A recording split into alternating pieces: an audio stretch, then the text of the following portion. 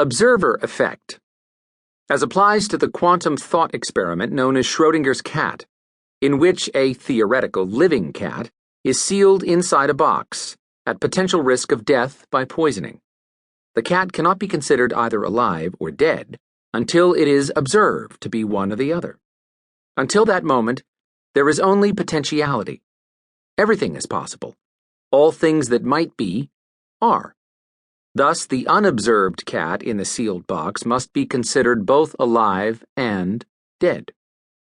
One might say, then, it is not a cat's own curiosity about the world that determines its fate. Rather, it is the curiosity of the world about it that determines whether it lives or whether it dies. It's late on a Friday afternoon in August of 1988. 17-year-old Jody Kowalczyk is working at Marley's, the snack shack on the Great Cove dock in Bay Shore, where the ferries leave to cross Great South Bay for Fire Island. Jody looks more mature and behaves more adultly than a teenager should. He's been working summers at Marley's off the books since he was 14.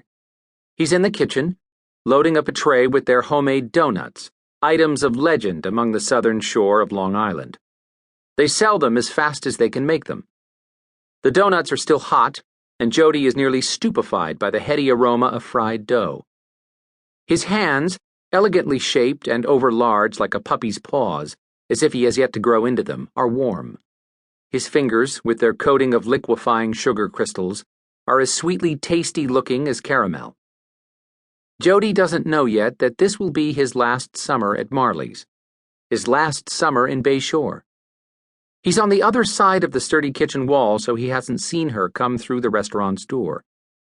He can see through a certain kind of wall, the kind that he constructs himself with his mind. But this isn't one of those kind. It's a common kind, made with tools and hands, of wooden beams, lath, and plasterboard, layers of paint and years of greasy fingerprints. This afternoon, while still on this side of the wall, Jody expects to start a year of vocational school in September, then find a job in Bay Shore. He could have set his sights higher. His high school grades were decent, and he's a natural-born athlete. But the question of whether or not attending vocational school is what he wants to do is not even another matter. It is of no matter.